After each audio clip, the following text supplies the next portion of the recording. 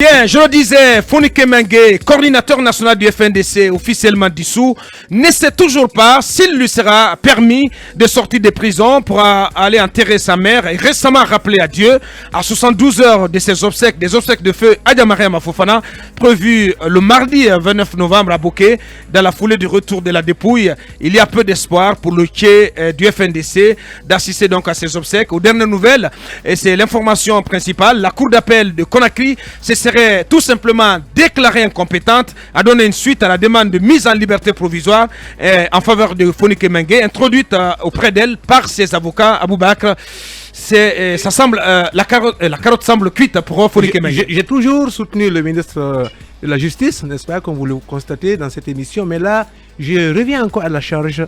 Dieu a donné une mère parce qu'il ne veut pas être partout à la fois. Je ne vois pas pourquoi on pourrait empêcher Fonike Mengue d'aller vraiment enterrer sa maman. Je pense qu'on aurait pu faire économie même de ces dialogues, ces rencontres formelles et informelles en allant à l'humanitaire. Ouais. Vous imaginez que le pouvoir accepte actuellement non seulement de sortir Fonike Mengue de prison, et puis de mettre les moyens que toute la Guinée l'accompagne, qu'il accompagne sa maman à sa dernière demeure, Ouais. et qu'il revienne en prison.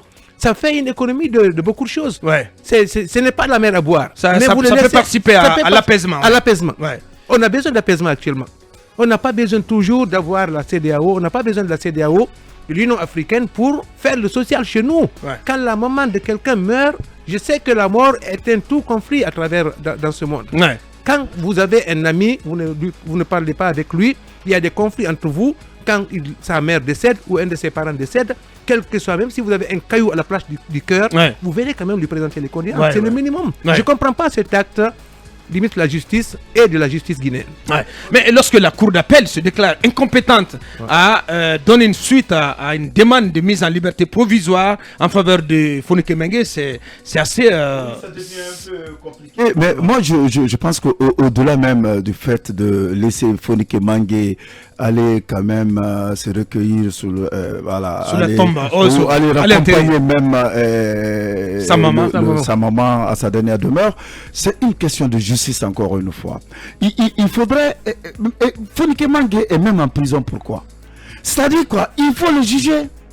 S'il est coupable comme ça, on sait il est coupable et puis après on le garde. Ouais. S'il n'est pas Encore coupable, on le sort, voilà. il faut le rappeler, hier, on apprenait que la cour d'appel, la même cour d'appel qui refuse de se prononcer sur la demande de liberté, de mise en liberté provisoire en faveur de Fonike Mengue, cette même juridiction a confirmé donc en appel la décision du juge d'instruction, du doyen des juges d'instruction du tribunal de Dixine, qui annule 7 des 10 accusations portées contre Fonike Mengue, Ibrahima Diallo et Sekou Yabari. Vous savez, si vous permettez, en fait, l'image de la justice aujourd'hui, j'ai fait un truc comme ça, c'est un peu cette fable-là. Si vous permettez, oui, allez-y.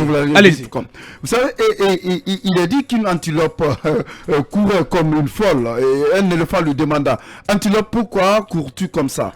Et elle lui répondit, c'est l'antilope, hein. Et la police arrête toutes les chèvres du village. L'éléphant rétorqua, mais tu n'es pas une chèvre. L'antilope répliqua, avec notre justice actuelle, il me faut, ça me prendra 20 ans pour prouver que je ne suis pas une chèvre. Et l'éléphant aussi s'est mis à courir. Enfin, c'est ça le problème qu'il y a actuellement. C'est pourquoi on doit se battre pour que tout le monde ait cette justice. Pour qu'on soit tous égaux devant la justice. Parce que, comme on le dit traditionnellement chez nous, quand la case du voisin brûle, il faut penser à la tienne aussi. Effectivement. Parce que après la case certainement du voisin, c'est chez toi. Donc c'est cela. Il faut quand même qu'on rende justice aux gens. C'est pourquoi, je vous dis encore une fois, au lieu de se mettre tous les matins à donner des injonctions au procureur, il n'a qu'à que le ministre Charles White qu'il essaye par exemple d'aider à résoudre ce genre de problème. Bien. Fonike a besoin de justice, tous les Guinéens ont besoin de justice. Il faut qu'on soit on le libère ou on le juge et puis voilà pour qu'on puisse comprendre. Bien, allez-y Iboun Conté. Voilà, moi je voudrais abonder dans le même sens que mes deux confrères. Franchement, nous regrettons et nous déplorons le manque de courage de nos juges. Moi je pense que dans ce cas de figure, on ne peut pas indexer la responsabilité de l'exécutif. Il faudrait que les juges marquent leur territoire, marquent leur indépendance. Et la justice a été saisie avec une requête régulière. La justice peut au moins faire des dérogations pour laisser M. Oumar Silla aller assister au funérailles de sa maman. Ça ne coûte rien. Et surtout, on a vu le cas de l'ancien Mais se président déclarer incompétent comme ça. Mais c'est pas normal. Parce que en fait, on est en train de jauger notre justice. On demande aux gens de saisir des voies de recours. Les gens saisissent des voies de recours et les juges se déclarent incompétents. Alors qu'ils sont dans leur rôle. Ils sont eux qui sont les gardiens de la justice de notre pays. C'est eux qui doivent veiller sur le respect des droits de l'homme. L'exercice des libertés publiques là, leur respect incombe aux juges indépendants et impartiaux. Mais ce que nous regrettons, c'est que nos juges manquent de courage de dire le droit. Dans ce cas de figure, on a un exemple palpable. C'est le cas du président Dadis. La communauté internationale a accepté que le président Dadis débarque en Guinée, assiste au funérailles de sa maman. Le cas Dadis, quand même, c'est un peu plus... C'est emblématique. C'est emblématique. Donc, on a accepté cela. Pourquoi on ne ferait pas la même chose pour Fonike Mengue, pour que les juges, pour une fois, donnent l'exemple au bon Guinéen pour dire qu'ils sont indépendants vis-à-vis de l'exécutif. Et je voudrais, avant de finir, je voudrais réagir par rapport aux questions environnementales. Oui, allez-y. Je voudrais regretter du fait que le ministère des Mines ne rend pas opérationnel le fonds fiduciaire. Quand on prend l'article 144 du code minier, c'est relatif à un fonds fiduciaire. C'est-à-dire, après l'exploitation minière, les sociétés minières alimentent ce fonds pour qu'on réhabilite le site dégradé. Mais ce fonds n'est pas opérationnel depuis 2013, depuis que le code minier est rentré en vigueur. Le ministre Moussa Magasuba monte, il descend, il est incapable de rendre ce fonds opérationnel. Deuxièmement, les sociétés minières payent ce qu'on appelle la taxe de défrichement au ministère de l'Environnement. La dernière fois, on évoquait une enveloppe de plus de 60 milliards de francs guinéens qui a été encaissée par l'ancien ministre de l'Environnement qui est devenu ministre du Commerce. Mais quelle est l'utilisation qu'on a fait de ce montant pour réhabiliter les sites dégradés? Il faudrait peut-être la questionner là-dessus. Il faut la questionner là-dessus. Et troisièmement, je suis d'accord avec Ibrahima sur le travail, il faut qu'on se dise la vérité. Monsieur Charlot ne peut pas compter en faire l'injonction au procureur. Il faut laisser les procureurs s'auto-saisir. C'est ça aussi. Mais si les procureurs ne se bougent pas, c'est ça aussi l'état de droit. C'est le cas par exemple des procureurs du côté des Cancans. Mais en fait, il y a un problème. Une étudiante aurait été violée à l'université des Cancans. Aucune poule ne s'est levée. Voilà. Aucun doigt ne s'est levé. Et d'autres situations de ce genre. Il a fallu que Charles White revienne d'Europe pour leur dire ce qu'ils doivent faire. Il a quand même le mérite d'actionner la justice. Si les procureurs de la République ne servent à rien, qu'on ne les nomme pas. Qu'on supprime le poste de procureur de la République. Mais attends, j'ai fini. Non, qu'on supprime le poste de procureur de la République. Et pourquoi on nomme les gens? Vous savez combien ils prennent? Ils sont au-delà de 10 à 15 millions de francs guinéens par mois quand même. Et c'est l'argent du contribuable qu'on leur donne. S'ils ne suivent pas le code, supprime le poste de procureur de la République. Et qu'on laisse le Premier ministre faire des injonctions ou bien agir à leur place. Ce n'est pas normal. Mais finalement, ce n'est pas normal. Et deuxièmement, nous regrettons du fait que lui-même, il rend public la sanction qu'il inflige aux magistrats. Il n'est pas dans son sans saisir le Conseil supérieur de la magistrature. C'est-à-dire qu'il faut qu'on lutte contre ce genre d'amalgame que le ministre de la Justice fait. Parce que chacun ne peut être victime de ça. Nous avons tous demandé qu'on construise des prisons ici. Les gens ont refusé. Ils sont aujourd'hui dans un milieu carcéral là, insalubre. Mais c'est ce qui est à la base de toutes ces maladies parce que les gens ont détruit l'argent qui était destiné à construire une prison à Yorokogia. Mais ils sont entassés là-bas comme du bétail. Il faudrait que quand il est opportun, que nous dénoncions ces choses parce que chacun ne peut être victime de ça. Mais si nous nous taisons là-dessus, un jour un ministre de la Justice va arriver, il va vouloir régler un compte avec toi, il va faire une gestion procureur, il va te mettre sous mandat de dépôt. Et puis la détention prolongée. Ce n'est pas normal. Quelqu'un a parlé de la détention préventive. La détention préventive, c'est 3 jours. C'est pas plus. Ça, c'est pas la détention préventive. Les gens sont placés sous mandat de dépôt. Donc vous demandez à Charles d'arrêter un peu. Il faut qu'il arrête et qu'on encourage parce qu'il y a le Conseil supérieur de la magistrature. Si un magistrat ne joue pas son rôle, qu'il saisisse le Conseil supérieur de la magistrature qui est présidé par le président de la République, qu'on le sanctionne. Et quand on sanctionne un magistrat, on ne doit pas mettre ça sur les réseaux sociaux. Ça doit être affiché au sein du Conseil supérieur de la magistrature. Merci Ibn Conté. Peut-on attendre, qu'est-ce qu'on peut attendre justement de ce même Charles White qui est ministre de la Justice pour quelque chose soit fait en faveur de Fonike Mengue, quand même qu'il ait la possibilité d'aller enterrer sa mère à Bouquet? Oui, depuis quelques semaines, je pense que des voix s'élèvent de partout pour demander une doléance donc au département de la justice, comme les confrères l'ont rappelé. Je pense que c'est juste une liberté provisoire. Une liberté provisoire. Que le temps des obsèques. Oui, mais je pense que ça c'est normal. Ça se passe.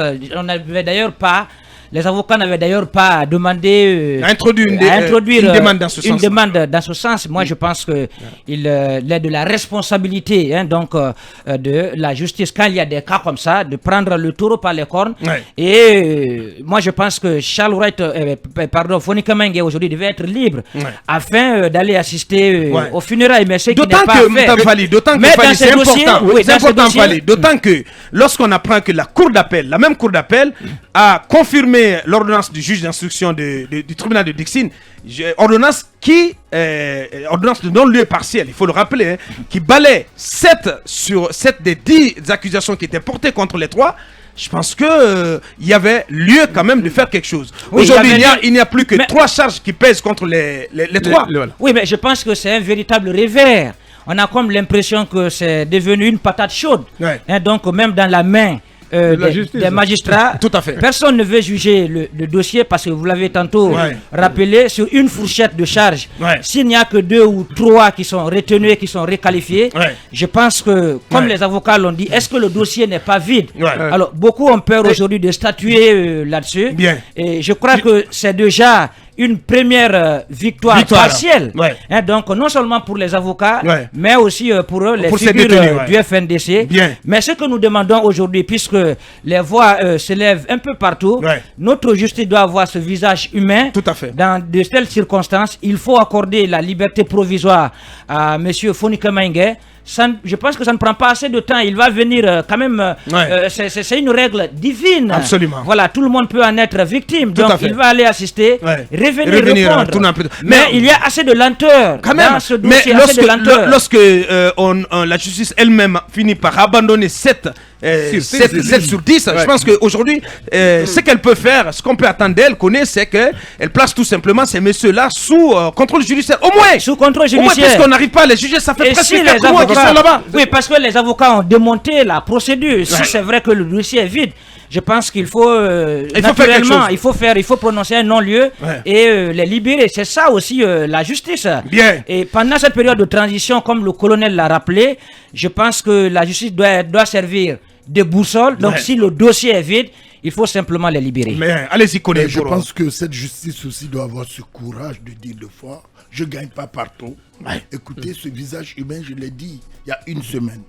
On a vu le cas du président Moussa Dadis Camara ici, qui a quitté Ouaga pour venir enterrer sa mère. On peut le faire pour Fonika Mengue.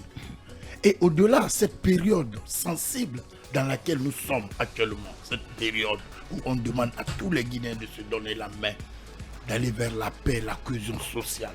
Je pense que ça serait l'un des éléments de cohésion sociale, de laisser M. Fonika Mengue, même s'il faut l'escorter, je l'avais déjà dit. Même s'il faut l'escorter. Même s'il faut accompagner sa mère. Et après, il reviendra répondre à la justice. Et au-delà, je pense qu'encore il faut interpeller les dames pour cette histoire de je dirais bien les facilitatrices. Les facilitatrices, D'accord. Adja Makale, Docteur Makale, et maman Joséphine. Elles puissent s'impliquer du côté parce qu'aujourd'hui c'est bien vu de sa part, c'est bien vu. Parce qu'elles peuvent justement faire quelque chose aujourd'hui, des éléments de cohésion. Ça fait partie aujourd'hui des choses que le peuple de Guinée attend. À l'apaisement, il faut bien qu'elle s'implique. Écoutez, il y a une dame qui est décédée, son fils est détenu. Aujourd'hui, voilà même cette justice même qui l'arrête. Sur 10 cas, aujourd'hui on refuse 7. Il n'y en a que 3 qui restent encore à être jugés. Mais écoutez, laissez le monsieur aller enterrer sa mère et ils reviendront à répondre à la justice. Voilà, je pense que c'est aussi simple que ça. Ce côté très positif dans notre pays. Je pense, pour clore, mon cher Omo, il ne faut pas du tout mettre des militaires derrière Fonika Mengue ou des policiers pour l'escorter. Il ne faut pas du tout vraiment lui accorder une liberté provisoire. Il faut le libérer. Il faut la justice là. Il faut le libérer. C'est-à-dire qu'il faut profiter de cette occasion, de cette triste occasion, pour les placer. Moi, j'ai été placé sous contrôle judiciaire. Je sais que c'est contraignant. Parce que 3 fois par semaine, il faut que vous veniez à 8 heures pour émarger. Et le plus souvent, c'est sous pression parce que le juge vous dit, écoute, je suis là. Moi, un juge m'a regardé dans les yeux pour me dire, tu sais, tu viens tous les matins, tu es sûr de venir, mais tu n'es pas sûr de rentrer chez toi. Je peux profiter de mes humeurs et t'envoyer à la maison centrale. Il m'a dit ça. C'est pas possible. Les yeux dans les yeux. Les yeux dans les yeux, mon cher Romo, au TPI de Kaloum. Je lui dis, ah bon? Il me dit oui. Il me dit donc, le contrôle judiciaire, c'est vraiment, c'est une prison, c'est l'antichambre de la prison. Donc, tu habites où? J'ai dit, je suis à Koya avec ma famille. Ok, donc là, tu es placé sous contrôle judiciaire. Tu ne vas plus rentrer chez toi à Koya. J'ai dit, oui, j'ai une fille de 2 ans que j'aime beaucoup, Nene Khadija, qui est mon cœur. Tout à fait. Donc, le fait de ne pas voir Nene Khadija, c'est déjà une prison pour moi. C'est déjà une peine, ouais. Voilà, il me dit, alors, rassure-toi que le contrôle judiciaire, ce n'est pas vraiment une partie de plaisir. Ouais. Tu viens tous les matins. Tu es sûr d'être arrivé, mais tu n'es pas sûr de rentrer. Partir à la maison. Mettre quelqu'un sous contrôle judiciaire, là, qui pense que c'est une peine légère, mais de façon... Psychologiquement, c'est déstabilisant. C'est lourd, c'est lourd. C'est déstabilisant. C'est lourd parce que moi, je venais parfois, et puis qu'est-ce qu'ils font? Ils font exprès, les juges, de te retarder, quoi. Tu viens à 8h, on te dit d'attendre à 9h. Parfois, tu vois des gardes chiourmes, des gardes pénitentiaires qui viennent garer, qui montent, qui descendent. Et parfois, tu vois des belles rouges qui viennent. C'était mon cas parce que c'était Doussou Condé qui nous avait... Alors, c'était très compliqué. Ouais. Le temps d'apposer ta signature et que le juge te dit, bon, rentre chez toi. Mais mettez Foni Kemengue dans ce cas. Ouais. C'est une torture morale si vous pensez qu'il faut les torturer. Mais moi, je pense que Ibrahima Diallo, Foni Kemengue, Cheikh qui est en soins en Tunisie, libérer, laissez ces gens-là, laissez la justice faire un procès rapide. Vous les libérez.